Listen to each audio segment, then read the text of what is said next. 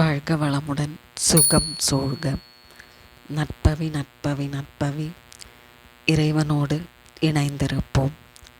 செவ்வாய்க்கிழமைகளில் முருகப்பெருமானை வேண்டி வழிபாடு விரதம் மேற்கொள்வது பல மடங்கு அதிகமான நற்பலன்களை தந்தருளும். எந்த பிரச்சனையாக இருந்தாலும் செவ்வாய்க்கிழமையில் விரதம் மேற்கொள்வது நிச்சயமாக நற்பலன்களை தந்தருளும். செவ்வாய்க்கிழமையில் துர்க்கை வழிபாடு பைரவர் வழிபாட்டிற்கும் ஏற்ற நாளாக பெரியோர்களால் கருதப்படுகிறது. நவக்கிரகங்களில் செவ்வாய் பகவானுக்குரிய கிழமை செவ்வாய்க்கிழமை ஆகும். செவ்வாய் பகவானுக்குரிய அதிதேவதையாக விளங்குபவர் முருகப்பெருமான். அதனால் செவ்வாய்க்கிழமை முருகன் வழிபாட்டிற்கு மிகவும் சிறந்ததாக சொல்லப்படுகிறது. செவ்வாய்க்கிழமைகளில் விரதம் இருந்து வழிபடுவதால் மிக விரைவாக நற்பலன்களை பெற முடியும்.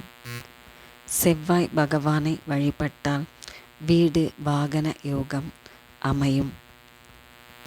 செவ்வாய் பகவானை உடல் வலிமை, தைரியம் ஆகியவற்றை தந்தருளும் தெய்வமாக கருதப்படுகிறார். இதனால் செவ்வாய்க்கிழமைகளில் விரதம் இருந்து அவருக்குரிய அதிதேவதையான முருகப்பெருமானை வழிபாடு செய்வதால் செவ்வாய் கிரகத்தால் ஏற்படும் பாதிப்புகள் அனைத்தும் குறையும். மேலும் வாழ்க்கையில் ஏற்றம் என்பது இருந்து கொண்டே இருக்கும். வாழ்க்கையை மாற்றும் சிறப்பான வழிபாடாக இது விளங்குகிறது. செவ்வாய்க்கிழமையில் செவ்வாய் பகவானை வழிபட்டு வருவதால் அனைத்து மங்களங்களும் உண்டாகும். சிறப்புமிக்க செவ்வாய் பகவானின் திருநாமங்களை சொல்லி வழிபடுவது சிறப்பான விரைவான நற்பலன்களை தந்தருளும். செவ்வாய் பகவானை போற்றும் ஸ்லோகம்: ஓம் அங்காரகாய வித்மஹே சக்திஹஸ்தாய தீமஹி தன்னோ குஜ பிரஜோதயாத். ஓம் லோகிதாங்காய வித்மஹே பூமிபுத்ராய தீமஹி தன்னோ குஜ பிரஜோதயாத்.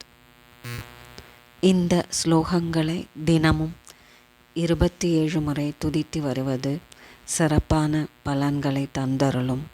மேலும் செவ்வாய்க்கிழமைகள் மற்றும் செவ்வாய் பகவானின் அதிதேவதையான முருகப்பெருமானின் வழிபாட்டிற்குரிய ஷஷ்டி தினங்களில் இந்த ஸ்லோகத்தை நவக்கிரக சன்னதியில் செவ்வாய் பகவானுக்கு சிவப்பு நிற மலர்களை சமர்ப்பித்து தீபமேற்றி 27 முதல் 108 முறை மனதார துதித்து வருவதால் செவ்வாய் தோஷம் காரணமாக ஏற்பட்டுள்ள திருமணத்தடை, தாமதம் போன்றவை நீங்கும்.